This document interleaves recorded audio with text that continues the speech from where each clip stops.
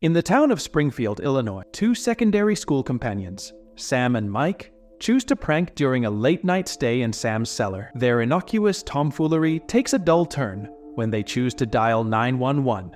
In spite of Mike's underlying hesitance, Sam, faking serious stomach torment, figures out how to persuade the administrator that they need assistance. Amazingly, the administrator guarantees them that help is coming, despite the fact that they never gave a location. As they stand by, the young men attempt to get over their concern by watching Netflix, yet their unwinding is interfered by a knock at the entryway. Overreacted, Sam chooses to deal with the circumstance while Mike stays concealed in the storm cellar. Sam makes the way to find two men, dressed as paramedics, remaining outside. Their appearances are clouded by the obscurity, and their shocking grins creep Sam out.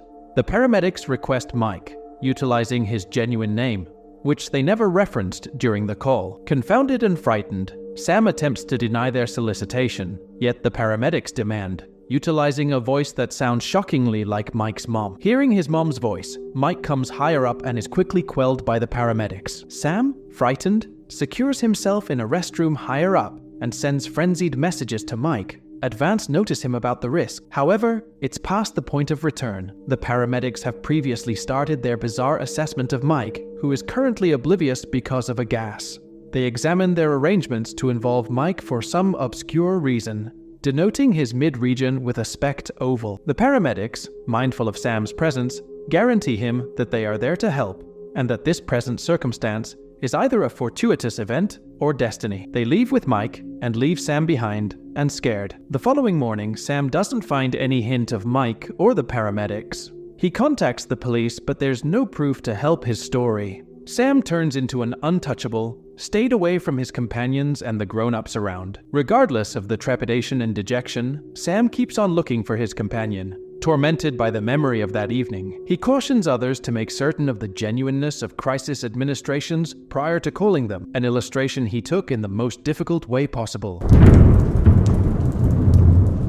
"Hey Luca, could you spare a scoop of that gelato? Pretty please?" Marco bellowed across the room, while I sprawled on the divan, nursing a cold compress against my forehead. It was a sweltering, muggy day in the heart of the coastal hamlet of Vieste, Italy. On a languid Thursday evening, my kid brother and I had just trudged back from the academy, utterly ennui-stricken, as we stewed both within our abode and without. Patience. It's for Friday's feast. But today marks my birth anniversary, hence I'm entitled to indulge, Marco retorted with a whiny, presumptuous cadence. Your natal day dawns on Friday, chap. Plus, the parental units decreed it. I was irked, drenched in perspiration, and felt utterly desiccated. At the cusp of 15, while my sibling neared the threshold of 12, we found ourselves in solitude until the Sabbath's dawn, as our progenitors embarked on a mercantile sojourn. Marco nudged the icebox door shut, after a furtive glance within, and ambled over to the settee, collapsing atop me in a heap. "Blimey, what on earth? Scram," I protested vehemently. "I'm afflicted by ennui," he moaned. "Indeed, and I'm thoroughly apathetic to your plight," I quipped. With a shove, I dislodged him from the settee, and he rose, peering out toward the veranda. "Shall we embark on a quest for serpents outside?" he queried. "Embark solo. I yearn for slumber," I murmured, eyes shut, craving repose. "You're perpetually lethargic," he quipped as he sauntered to the sliding glass portal. I observed him surveying the outdoors, too languid to stir. The heat was so oppressive it seemed as though I was fusing with the furniture. Our guardians had ample opportunity for soirees, excursions, and social calls, yet securing a technician for the blasted air conditioning eluded them. A rap at the entryway reverberated through our domicile, seizing Marco's attention. He arose and approached the door. "Ignore it," I intoned feebly. "Why so?" "It could be a malefactor, eager to ensnare his next quarry." "Silence, Luca. Your jests fall flat." The tapping escalated to a barrage of thuds. "We are the Carabinieri. Present yourselves forthwith for detainment." Paolo's muffled exclamation emanated from beyond the threshold. "Proceed. Open it," I conceded, exasperated. Marco hastened to unlatch the door, admitting Paolo and Matteo into our sanctuary. They were our most intimate comrades, classmates of mine. They burst in, their presence redolent of the day's scorching ardor. "Luca, you shan't fathom what we've unearthed in the thicket," Matteo exclaimed with fervor. "We've stumbled upon a forsaken arboreal abode," Paolo chimed in. Matteo nudged Paolo, and they both gazed at me expectantly, poised to venture forth once more. My curiosity piqued. I propped myself up on the divan. "Whereabouts?" I inquired with intrigue. "Beyond the old stone pit," Paolo articulated, gasping for air. "A mere quarter-hour's trek yonder. I'm keen to witness it."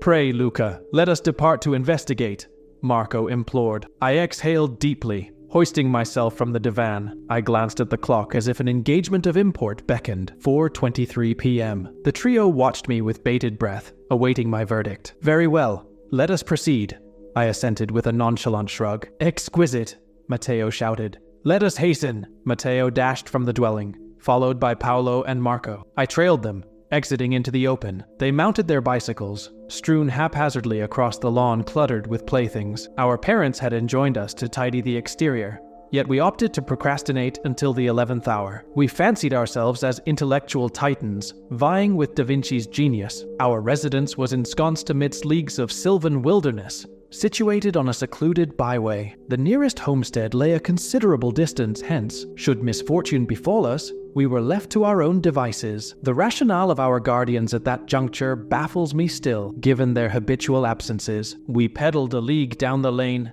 the zephyr a welcome respite against my clammy visage. Subsequently, we veered onto a path diverging from the road, delving deeper into the woodland.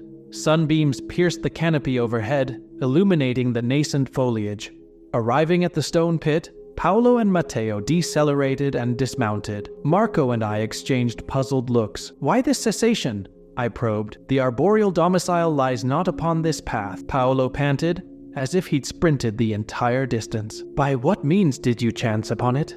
I inquired. "In pursuit of novel locales to ensnare aquatic reptiles," Matteo proclaimed, abandoning his bicycle and advancing toward the dense underbrush. Marco, Paolo, and I hastened after him, all animated by the prospect of the treehouse. Matteo, Paolo, and I had long harbored aspirations of a secret haven to convene and slumber under the stars, a sanctum for our fellowship. Given its remote location, it doubtless required refurbishment, a task we could undertake in due course. "Alas, I am wearied," Marco lamented. "Cease your mewling," I chided, loath to indulge his petulance. "You were apprised of the journey's length. Yet might we pause briefly?" Marco pleaded, attempting to recline. "Nay, we are but moments away," Matteo retorted, not sparing him a glance. We pressed on, Marco's plaintive whines a constant refrain. His penchant for querulousness and entitlement often alienated his peers. Yet, I harbored sympathy, for his solitude was a byproduct of our parents' indulgence. I would be disingenuous to deny the thrill that surged within me